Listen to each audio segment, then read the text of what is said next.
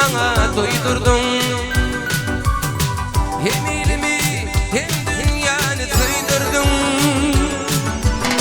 Ödün iman, ödün giymen giydirdin. Arkamda belin dağım kalkıncan. Arkamda belin dağım kalkıncan. Kalkıncan fil başımın belin tacı. Kalkıncan benim bilin ömrüm feci. Kalkıncan yollarıma çaydın yazdı. Kalkıncan benim bilin dünyam yazdı. Sağ olun. Bence toylar uttu olma. Şulayın fenşini o abediye. Mekruman kalkınamın şey.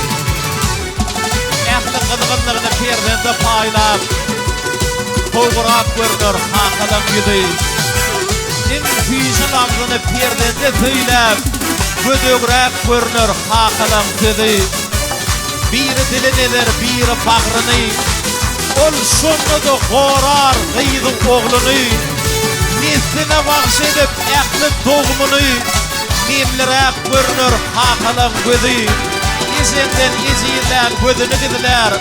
Sağıdan hatıratlık gözünü gidiler. Dokuzunu dövdürüp, dokuzunu düdüler. Şeylere kul oldur, hakalar bilir. Yıktırmadın benim eşini gönlümü. Doğum bilip benedin bu ömrümü. Ülke bedep dursun akli devrimi. Arkamda belin dağım kalkıncan. Arkamda belin dağım kalkıncan. Kalkıncan fil başımın belin tacı. Kalkıncan senin bilin ömrüm feci. Kalkıncan yollarıma çaydın yaktı. Kalkıncan senin bilin dünyam yaktı.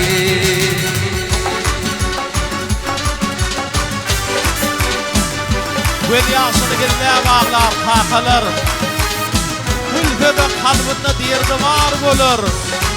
Şeydip ayalara köyünüp seni derece yetirsip merdivan olur.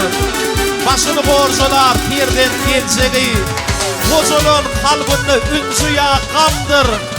Şeydip ödünlüğüne baktı olmağı isteyen tek erkek yine takındır.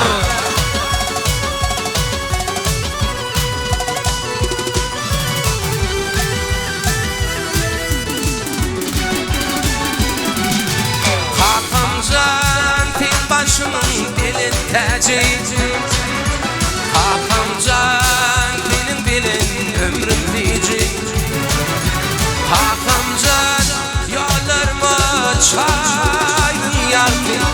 Kalkıncan benim bilin dünyam yaktı.